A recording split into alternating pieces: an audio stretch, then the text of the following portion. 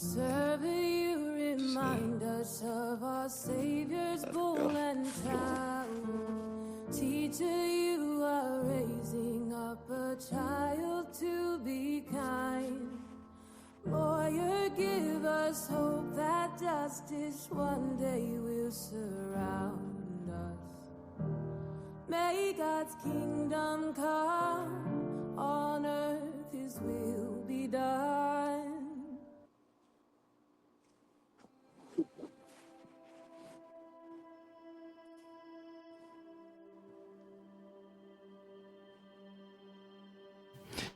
Verses 25 through 29 in the Christian Standard Bible.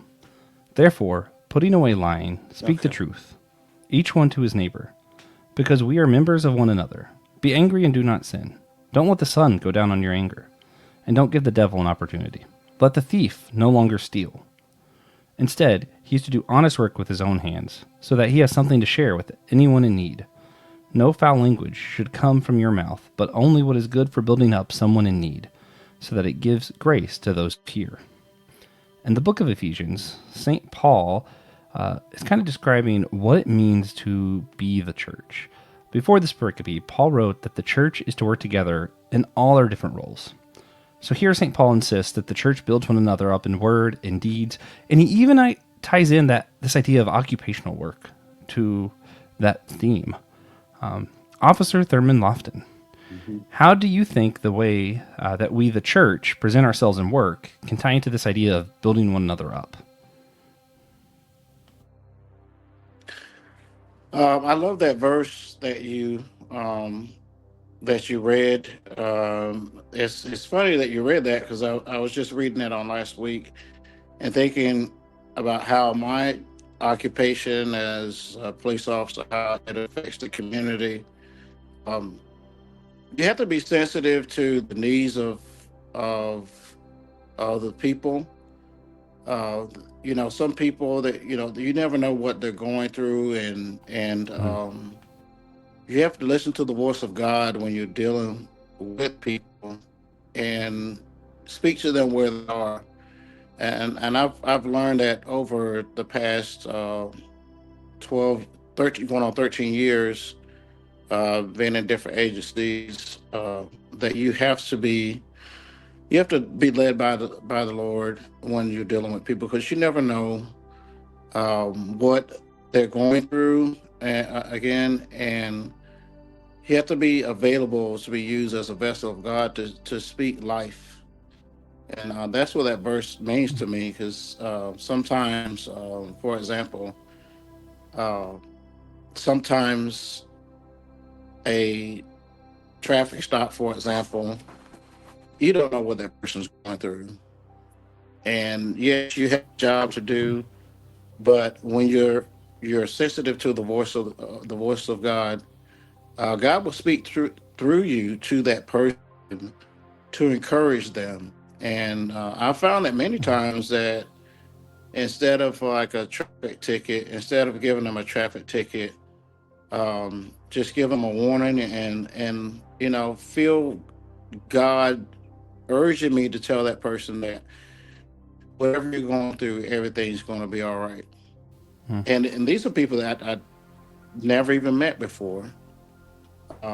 So that's what that verse Yeah. means to me. The role of the church is important to the community, because the church is the life of the community. You look at Mm-hmm. the standards or ethics that people have is far away from the biblical standards which we all grew up on. The love of respect and for each other and caring for Mm-hmm. one another. And it's that verse just means a lot and has really been useful in my life. Just being sensitive to what people are going through. Yeah. Yeah. Man, yeah, that's good stuff. That's good stuff. Close to us, Lord, have mercy on us.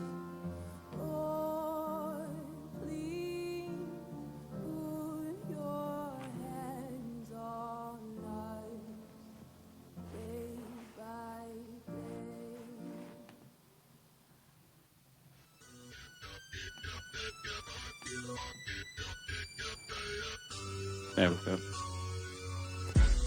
Hey guys, welcome back to the Whole Church podcast with the Whole Church Job Fair. We're talking to people about how their faith impacts their life, their daily life, and their occupational work. We're having a lot of fun with this series, and I'm really excited. Today we're talking with the one and only Officer Thurman Lofton, working with the South Carolina Police. We're going to have a fun time talking about his occupation, what he does, and how all this stuff plays a part in his life.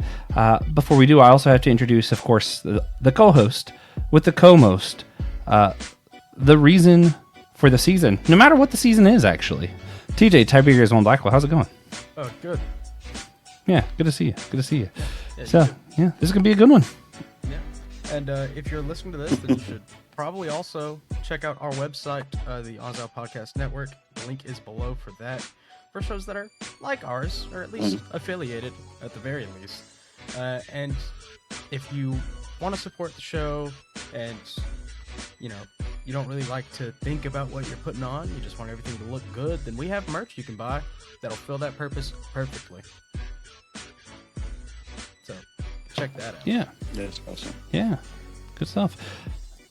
And also, one thing we like to start our show off with every time, it's something sacred around here, silliness. So we always like to start our show off with just a silly question. And this time we got something kind of unique for the series.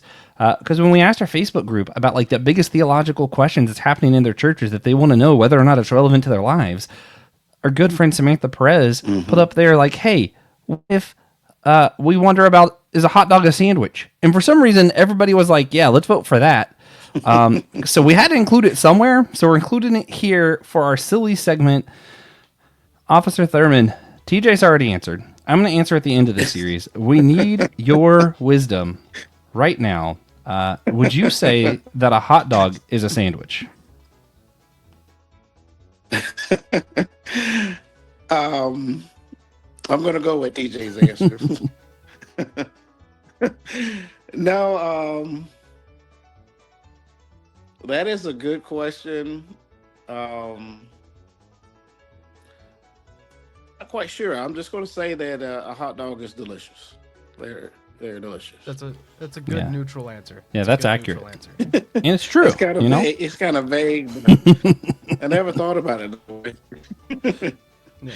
Me either. Never thought I'd have to think about it this much, honestly. Thank you, Samantha. Yeah. So Thurman, do you think there could be a way for this question to be relevant in your day-to-day life? Yes. I agree. Things are not always what they appear.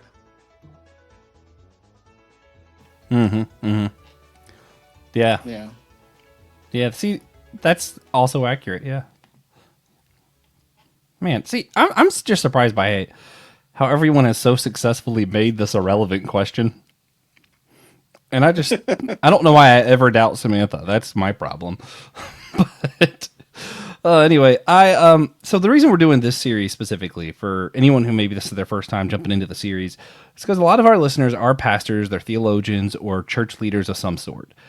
And we believe our church leaders could benefit from hearing more and learning from people who are in different occupations, who see the world differently than they do, you know, different perspectives, all that kind of stuff. So that's why we're doing this, and we're really thankful to have people like Officer Thurman join us to, I don't do a lot of talking beforehand, so I really don't know what he's going to say, and I've been learning a lot throughout the series from people, and I'm like, yeah, I literally would have never thought of that. So I'm excited to hear this one. Yeah. Yeah. And one thing that we found that helps with Christian unity is to hear one another's stories. So before we get into it, Thurman, could you briefly share with us your history with the faith and how you got plugged into the church you're at now?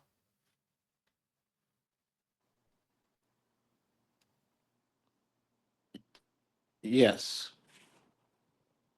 Okay, there you go. My Wi-Fi is kind of in and out. I do apologize. Oh, that's fine. Well, first of all, my father. Well, of course, he passed in 2012, but I'm what you call a PK kid. My father was a pastor of Southern Baptist Church. So growing up with, and I'm thankful for that because it instilled the word of God in me, even though sometimes, as a kid, I wasn't really paying attention sitting in church. But I didn't think that I was. Um, but it has helped my life tremendously because no matter where I go in life, I always have that with me. Because I served 22 years in the Marines, three combat tours, and then law enforcement, and went right into Oh law man. enforcement. And, and God has always been there with me each and every step, even though I feel that I wasn't always there where I felt that I should be. So it's faith to me is very important. It has gotten me through a lot of things in my life as it has so many people, uh, and it's something that I'm always learning about. Mm, yeah.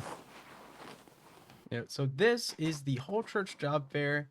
Before we get into, the fair part, we're going to talk about the job part. If someone had somehow never heard of your job, never heard of a police officer, how would you describe it and how would you address anyone who might be interested in becoming a police officer? Well, it is a job that changed over the years.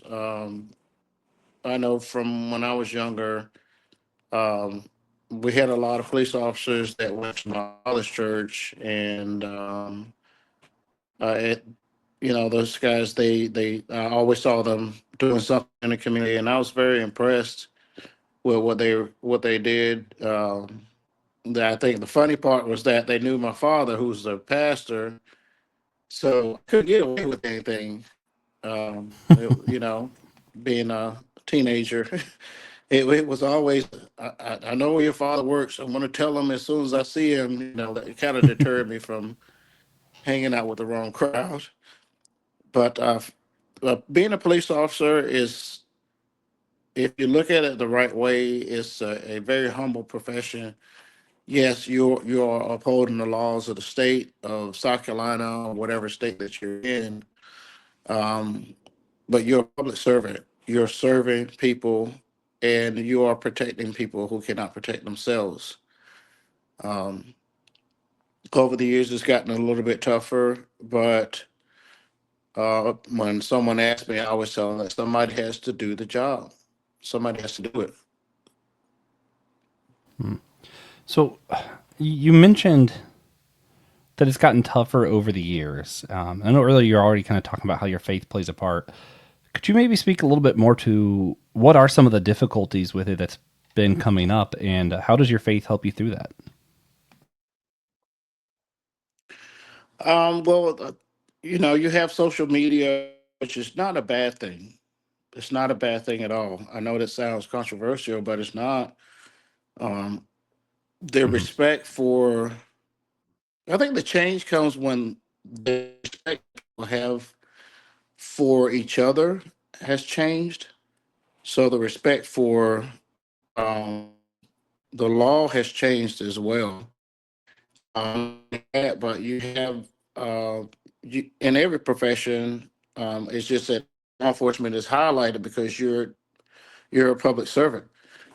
That you have some are good officers, and then you have some Hmm. that are bad, and it makes it sometimes hard for the officers that genuinely care for people and are trying to serve the public to do their jobs when you have these examples of, oh, well, this police officer, you see it in the news all the time or whatever, where this police officer did this, and we kind of get grouped. And I say we officers, we kind of Hmm. get grouped all in the same batch when it comes to, well, this officer did this, so all of you guys are like that. not necessarily true because there's some of us, some officers that are believers, they're Christians, and they are doing the best they can um, at the job that they do. But to answer that, how it's changed, I remember being a kid, and there was so much respect for police officers because they were in communities. They were that example of a public servant, and things have just changed so much over the years with how people see each other and how they see law enforcement in general because some of the bad things that have happened. But I will say Hmm. that as I guess as a recruitment, that all police officers are not bad. All police Yeah. officers not bad. You have good people, you got bad people. Sometimes people they make it through whatever academy, and they're I tell my kids, if you stick around somebody long enough, they'll show you who they are. They make it through school, and if that's in them, it's going to come out. It's going to come out sooner or later. Yeah. So it's become challenging. It's become challenging when you're always trying to do the right thing. However, you're being a believer. It encourages you to not give up. Because if you can just reach every day, my goal is if I can just reach one person during the tour of my duty, say something encouraging to one person, smile, um, Yeah. or one person. I think I've done what I've done my job because it makes a difference. Yeah. Yeah, I've heard some people say that it's kind of like the academy is sort of like, you know, the Marine Corps or any other branch, where if you have a good person go through and come out the other side, they're still probably going to be a good person. If you have a bad person go through and make it through, they're still Hmm. going to be a bad person when they get out. Mhm. Yeah. Well, honestly, it kind of makes me think, just probably because I'm closer to it, of a lot of what's happened with some of your ministers. It's a lot harder to be a pastor these days too, because there are these things that have come out about some of your big, well-known pastors who have been accused of things that have come out. You see certain stats and stuff, reports that were done for the Southern Baptist Convention Committee. I don't remember what the C stands for, but there's a similar report happened with Christianity Today. Even a group closer to us that we're not associated with, but the New Evangelicals. They've been part of the same events as us, and like 2 days ago of this recording, a report was released on them of different things. And it's like, wow, it seems overwhelming, but when you think about it, those are like a small number, but that's just what everybody hears about. And then when you watch TV, ministers usually, oh, turns out he was secretly a bad guy. And I think the same thing happens with the police officers. Like, it's, Hmm. people try to act like it's a huge stat, but when you look at it, they're combining all these other stats to make one number. And you're like, well, a lot of the times the people who are abusive at home are the same officers that are abusive in the workplace. Like, you can't add those numbers. Like, that's not how it works. But people Yeah. just use these Yeah. cases and try to say, oh, well, everybody's bad. And it's like, no, that's not what's happening. Yeah. Yeah. Yeah. It's so true. Yeah. So, what are some of the things that are normal for you as an officer that other people might not often think about? Like, in restaurants, we have back in house, front of the house, get at it to each other, that kind of thing. Day shift, night shift. What's that like for you? What's the differences that we don't think about? Um, Day shift and night shift are sometimes you deal with different sets of people. Um, Mostly everybody's at home during the nighttime. That's when a lot of arguments that kind of escalate to the level of needing law intervention. Some of the things that well, one specific thing is most of the times if we just disconnect, if it's an argument or something going on, before law enforcement has to be involved. If we just disconnect for a moment and think about is this really that serious? Another example, excuse me. We have here in South Carolina, everyone likes to drive aggressively, and is it really that serious? You're going to hit a stoplight. I always joke with people, hey, you're going to hit a stoplight sooner or later, so what's the hurry? But the aggressive driving, for example, is one of the biggest things. I know we all see it. People cut you off. They don't use the turn signal, merge into your lane. Um, they show some obscene gestures or whatever. Um, if we just disengage just for a moment, um, is it really that serious? No, it's not. But it helps when you it helps when you have God in your life to kind of steer you away from that kind of destructive behavior, I guess. Um, that's one of the biggest thing. One of the biggest things I would say is that if we learn to just disengage, if it's negative, if it's something negative, if we just learn to disengage for a moment, give ourselves time to think, is it really that serious? Yeah. Yeah, man, good stuff. So one of the other things we're asking everybody. So, I work in a restaurant because that's how we met. You would occasionally go to the Chipotle Yes. that I work at, and in the restaurant we have like our own little language, Yeah, right, you're the in the best. kitchen. Thank you. But it's like herd, sharp, hot pot. Like these are the kind of things you say in a kitchen. But if you're at your home and you say those things, you're weird. Like you don't talk like that at home. Are there any things like as an officer Yeah. that's like what's the lingo? Like what's some of the words that y'all say that maybe we wouldn't be up to date on the lingo of police officers? Well, what I've learned in different agencies, I've been with the city, county, highway patrol. Each agency has different things. Like one most common one would be, watch your six, which basically, watch your back. Because if someone's standing behind you and and you don't, and you're unaware of what that person's intentions are, but another officer may come up the back, they may come back you up, and they see something that you don't. Um, they may say something like, watch your six or watch your back or something like that to kind of alert you that, hey, there's something going on behind you that you probably didn't notice. Not sure it's changed so much with the, the newer generation of officers. But the most common one that I've got used to over the years is if I'm on the interstate as a trooper, six, okay, I didn't notice that person that was not really combative at the time.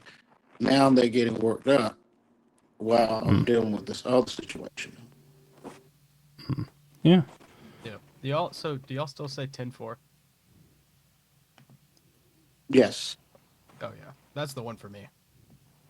Yeah, my dad's been saying 10-4 his whole life. I Yeah. didn't know that wasn't for normal people. Yeah, I've heard that one a lot. I don't Mm-hmm. really know what 10-4 means other than like, yeah, heard you, but like why is it 10-4? Yeah. Anybody know? Means okay. Yeah, it means it's okay. Okay. Or sometimes you'll see the officers, if they're on a traffic stop and another officer passes by, you see them getting, thumbs up, which is basically saying, I'm 10 for, I'm good.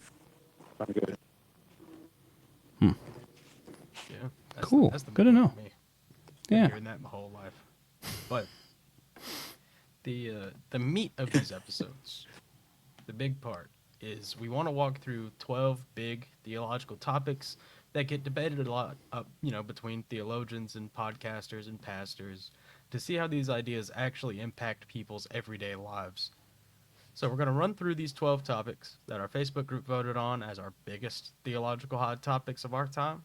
And like it's multiple choice, we just need you to tell us if you find each topic somewhat relevant, not relevant, very relevant, or you've never heard of it, which is a perfectly fine answer. That's the whole point of Okay. this series.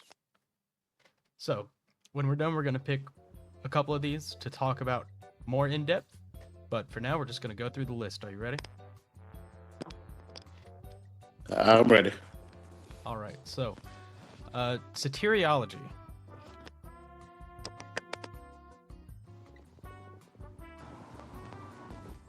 Never heard of it. Never heard of it. Me neither. Not until recently. But free will versus predestination. Heard of it. Yeah. Is it relevant? I'm not sure because it's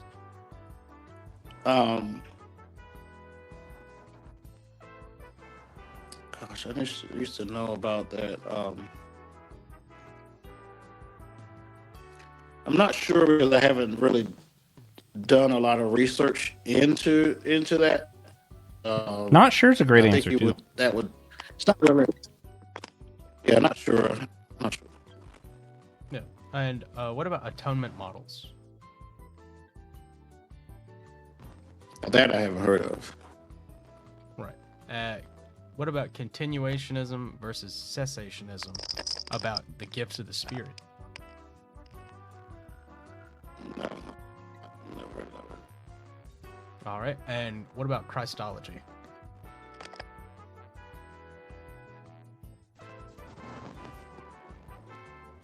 Heard of it. Study of Christ. Mm-hmm. Yeah. Is it relevant to your job, to day to day? Yes. Yes. And I believe yeah. What about God's nature? heard of it, and it is very important to my day-to-day life. Yeah. Yeah. It's a challenge, and it's a challenge. What about social justice?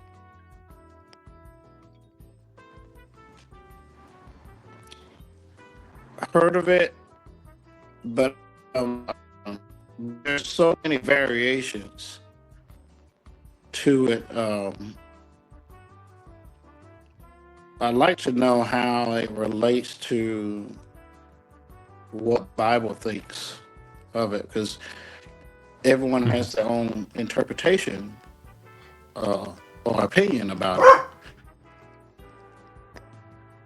Yeah, Yeah. he does too. Yeah. So yeah, we can go more in depth to that one. Copper agrees. What about the doctrine of Imago Dei? That I've heard of. And what about the nature of Scripture?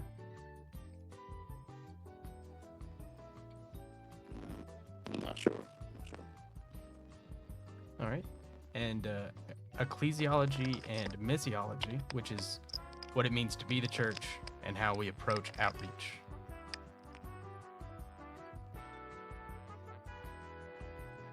Heard of it, but I read a little bit about ecclesiology and its methods for teaching, but it's been so long. I can't remember in detail about it. Yeah. Right. Does it feel relevant to your day to day as a police officer? I want to say not sure. Right. Yeah, that's fair. and demonology and angelology. Heard of it, but I'm not sure. Yeah, that one's not really relevant for most people. Most people's jobs don't have a lot to do with demons or angels, but I will hope not. yeah, Unless they're specifically Constantine from the Yeah, DC Constantine. Comics. Yeah, that Yes. is the only one. Yeah. So, and our last one is eschatology, which is the study of end times.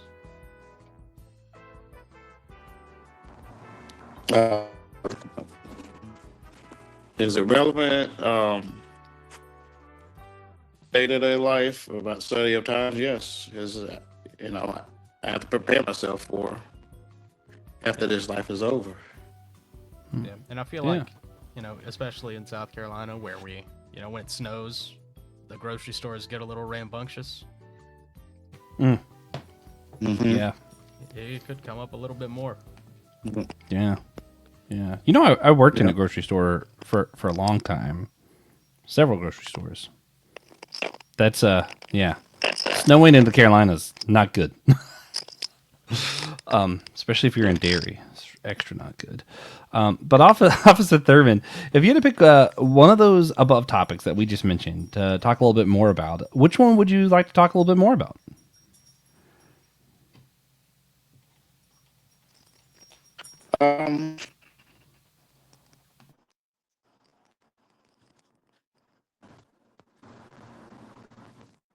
About the end times.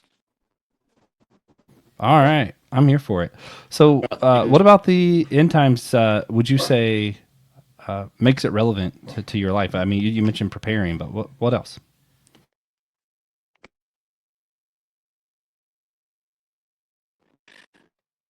Definitely experienced that. Growing up in Baptist church, old Southern Baptist church, the old fire and brimstone messages on Sundays. Don't really hear messages like that. Well, I don't. I won't say you because I don't know what each person's experience is as far as church.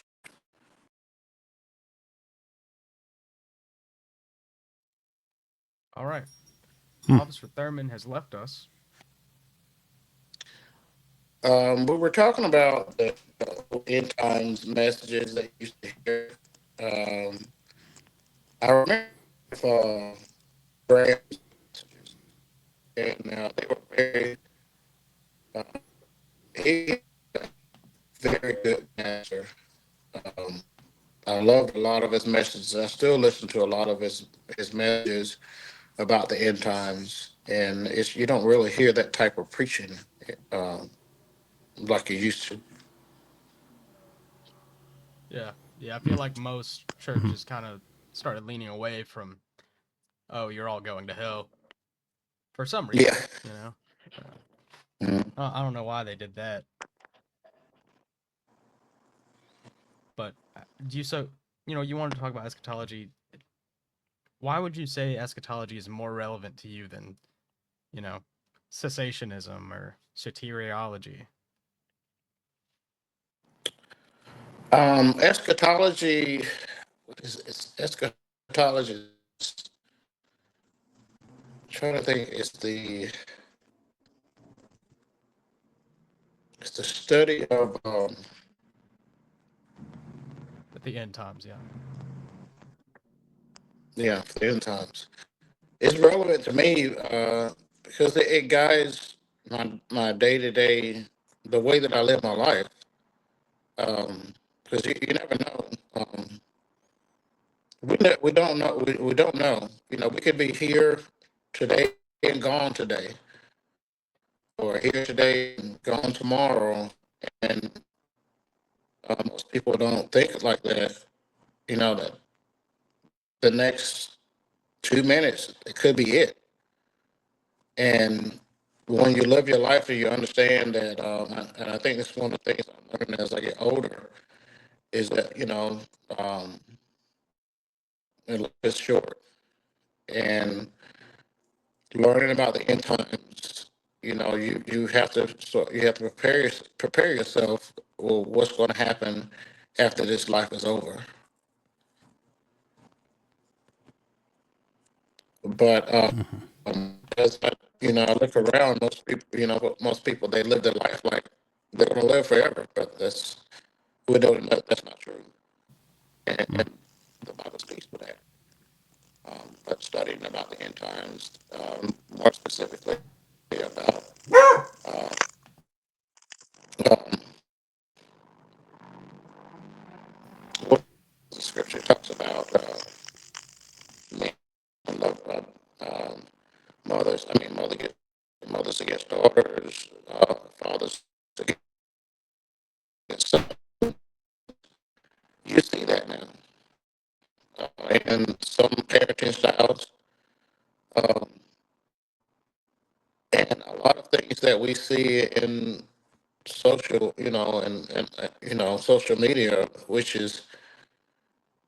can be a blessing, um, or it can be a curse. But you see how just the people are lovers of themselves more than lovers of God. Sometimes we forget that we are on this earth for a short period of time, and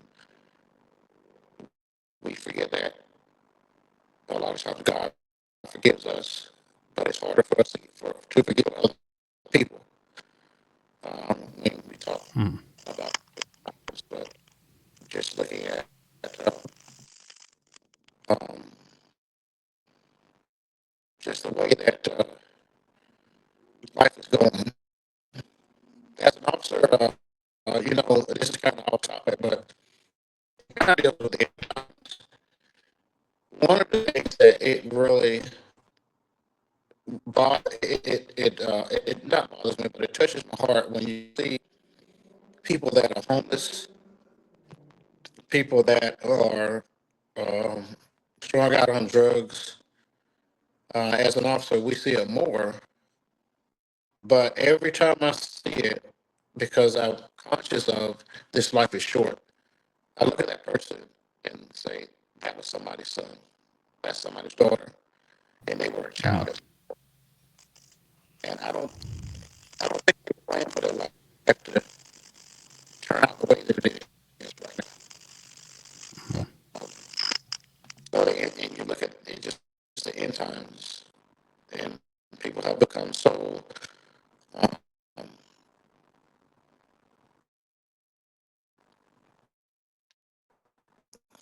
Yeah. sensitive, I guess.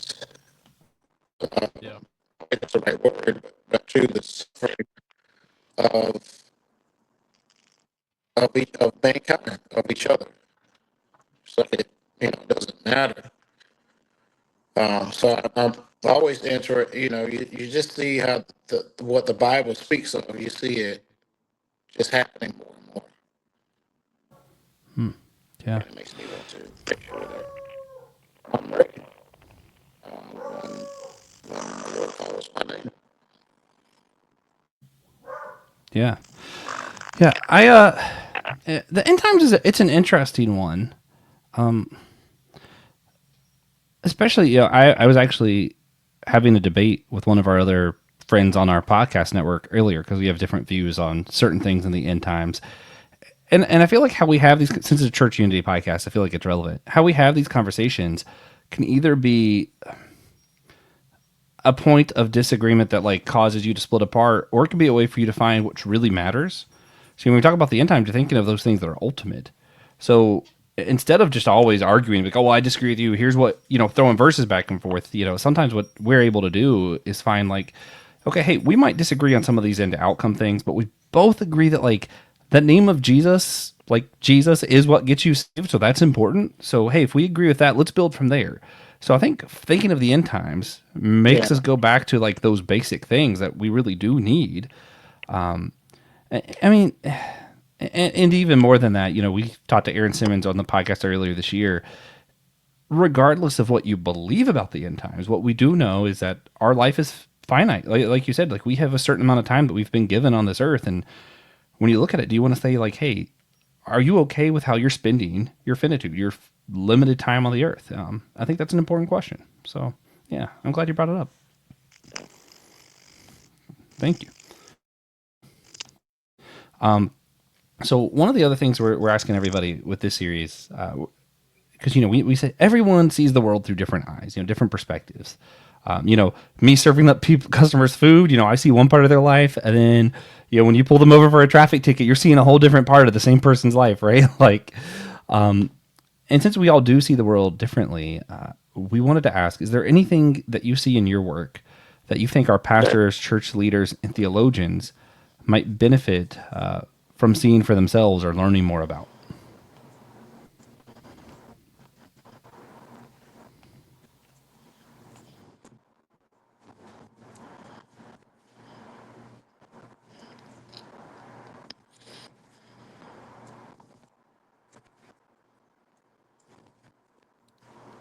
Can you hear us, Thurman? Yeah.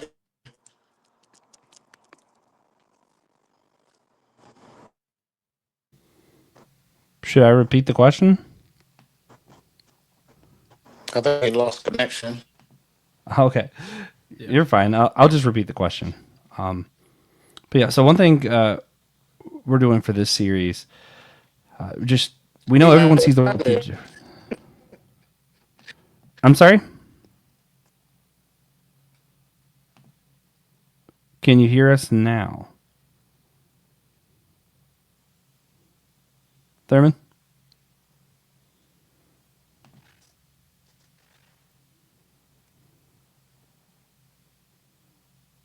Hello.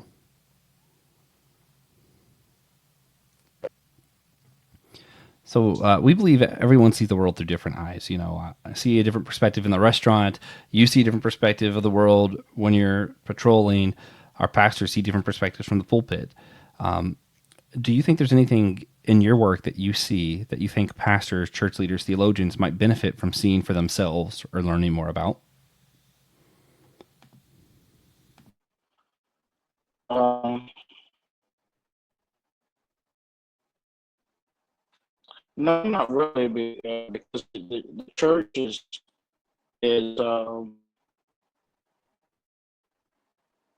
for me as an officer, the church is where I would point people to if they need help. If I can't help them out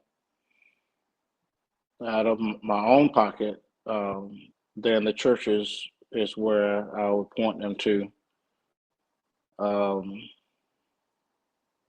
and it's several churches that have different programs and things that they do.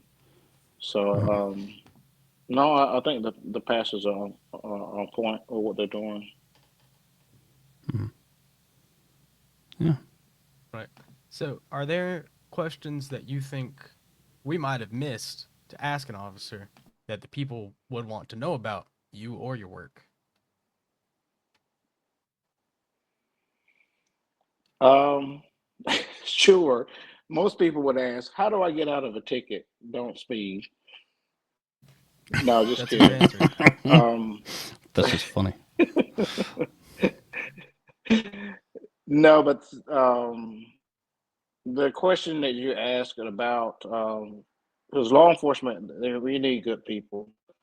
You obviously you're not going to get rich um, financially in that field, but um, people are not sure how they can become an officer. All they have to do is just apply to any agency, and every agency has their own steps that person through criminal background check, interviewing, and should run for a job. Um, I would encourage people to, as we preach earlier, that when you see, an officer on the side of the road or talking with the person that you pray for, because 99% of the time, those guys and gals, they have families just like we do, Um, they have children that they want to go home to, and they volunteered to do a job that nobody wants to do. Uh, Yeah. but it is a job that is most criticized, but nobody wants to. A lot of people don't want to do the job. So just, Yeah. I would encourage the church and the people when you see them, just say a prayer because uh, the officers, they see things that people don't normally see, and then they have to see these things over and over. Hmm. Um, an accident or something, or a family member that's deceased at the scene of an accident, or someone injured severely, and that's something that they have to live with. In the job, yes, Hmm. but that's something that they have to live with every day, and then they have to be prepared the next day, no matter what happened yesterday, uh, to put it on, to put the uniform back on, and go right back out there and serve the public. And you see people at their worst most of the times. And Yeah. you just imagine seeing this over and over and over, but you still got to do the job. Yeah. Yeah. Um, I'm gonna add a couple things if that's okay, TJ. Um, Hmm.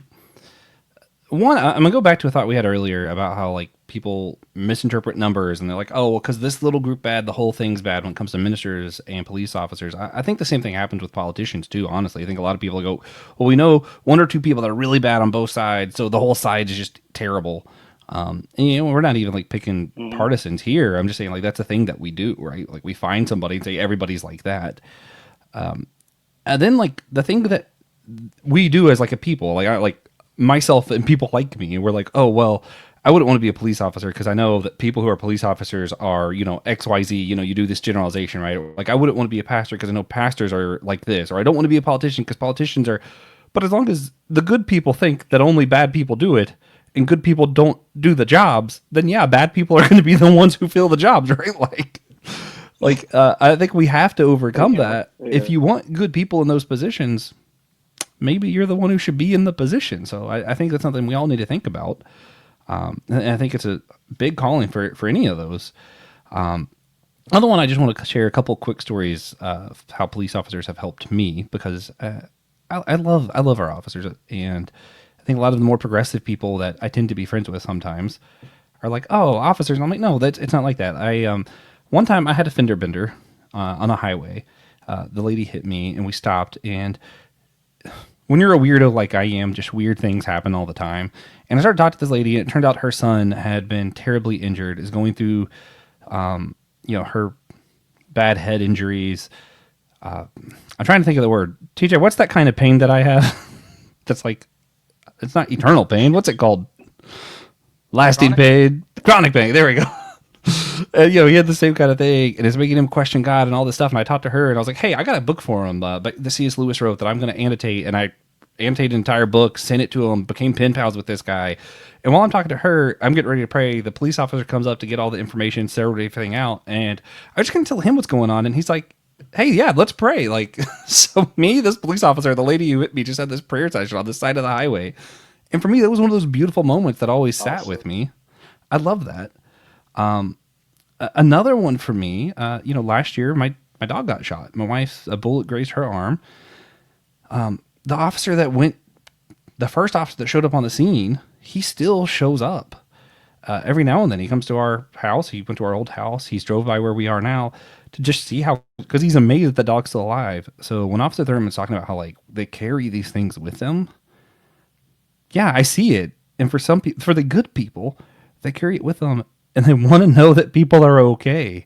And that's a beautiful thing. And it's a beautiful job that some people take that burden of.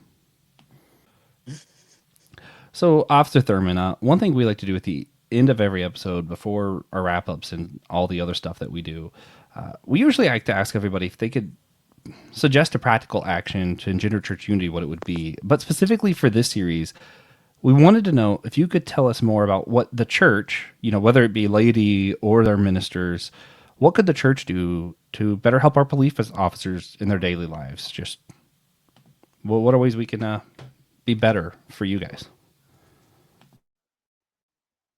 Um, prayer is number one. Hmm. I would say prayer because that's somebody's son, that's somebody's daughter out there doing the job for 12 hours or however many hours they're working. Yeah. Um, I would ask would um, be in continued prayer for that. That's somebody's son, daughter, brother, sister that's out there. Sometimes find themselves out there alone, trying to do a job, and prayer is the key. It's the biggest thing that we need. Mm. Yeah. Yeah, I I like said that. I said stop breaking the law when I saw Mhm. the question. Yeah. That also probably is helpful for police Yeah, officers. Yeah, I don't know if that would help you or just make you unemployed. So maybe yeah. maybe break fewer A laws. little, probably a little bit of both. Yeah, Break mostly Yeah. inconsequential laws, like barely go over the speed limit. Yeah. yeah, Yeah, that way they still have something to do, but you're not like Yeah. endangering anybody. yeah. No reckless driving, but Yeah. Like 2 miles over, yeah. That way they need work. yeah, That's just yeah. Yeah. yeah. So before we wrap up, we like to ask everyone to share a moment where they saw God recently, whether it be in the form of a blessing or a challenge, a moment of worship. I always make Josh go first so that the rest of us can have some time to think about what our God moment's going to be. So, Mine even has to do with Okay. my occupation. I'm staying on brand today.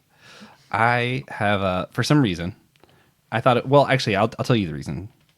It's mostly selfish, which is not how you're supposed to do Lent. But I'm Lutheran, so I'm supposed to be doing Lent now. I didn't do it last year because I was like, it's too much energy. This year, I was like, you know what, I'm going to do it, and specifically, I'm going to give up energy drinks. That's what I decided to do for Lent because it already cost a lot of money, and I was like, I need to save money anyway. It's a double advantage. And Hmm. the whole purpose of Lent is like Hmm. chosen suffering. So like I meditate on things of Christ and all that kind of stuff.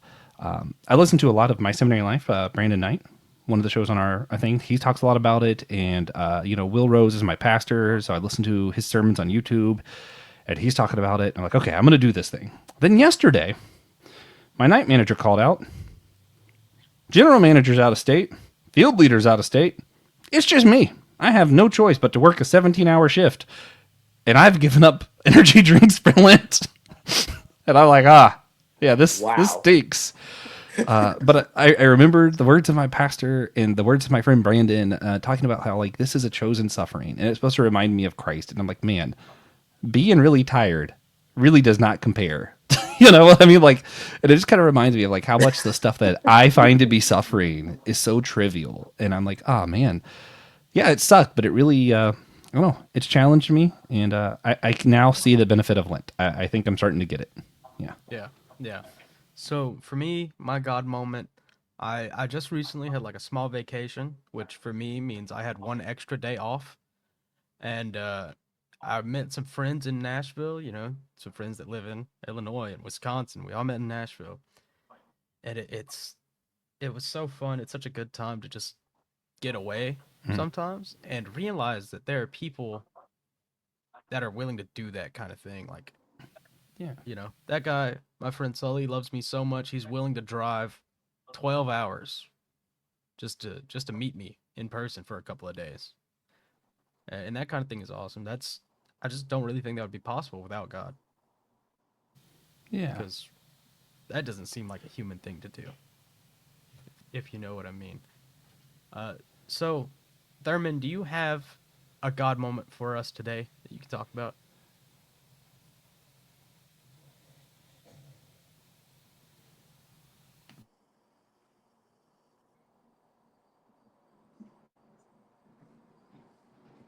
Thurman, can you hear? We listen, Josh. I can hear you. Can you hear Okay. us? Yeah, can you hear us? Okay. Yes.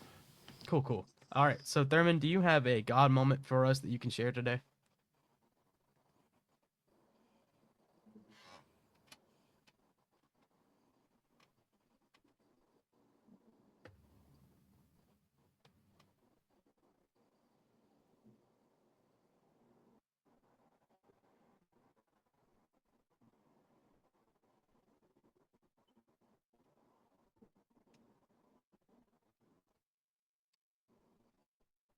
Can you hear us, Thurman?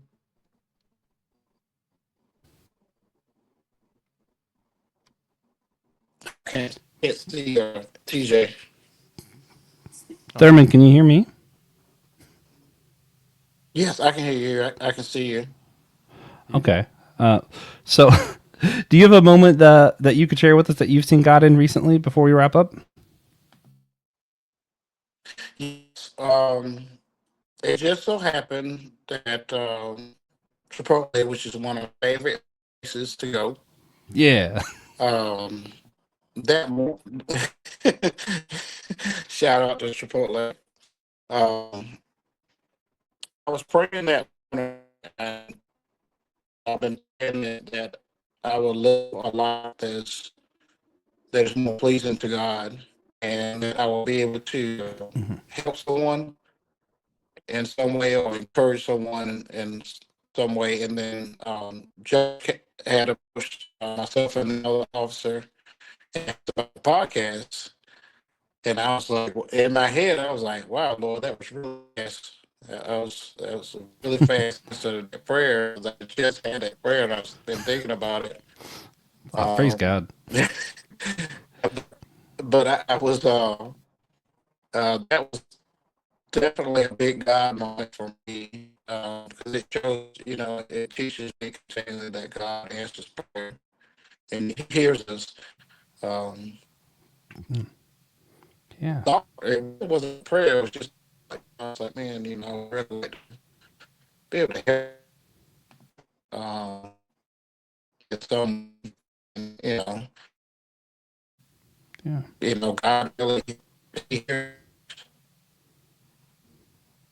and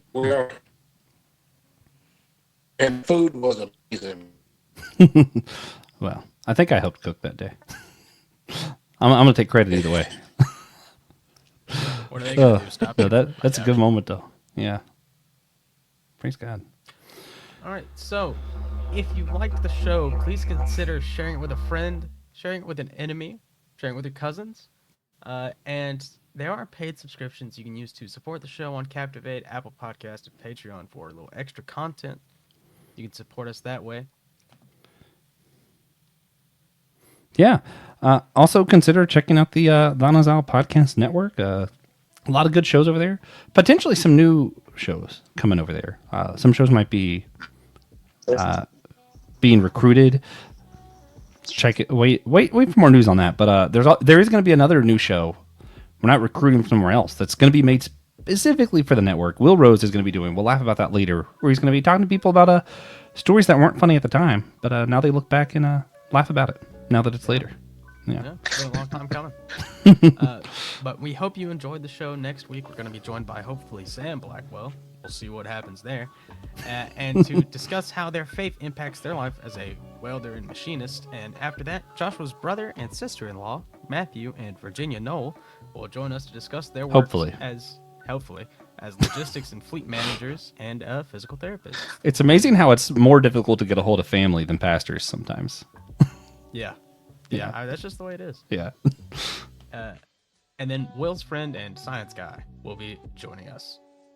Finally, Dr. Wesley Wallace. I got his name. Oh, okay. I just forgot to put it in that Dr. line. Wesley Wallace will be joining us. And at the end of season 1, Francis Chan will be on the show. Maybe. Probably. Hopefully. Once someone so. tells him. Yeah. Someone's got to write him a letter or something. Yeah. Make sure he gets the info. Yeah.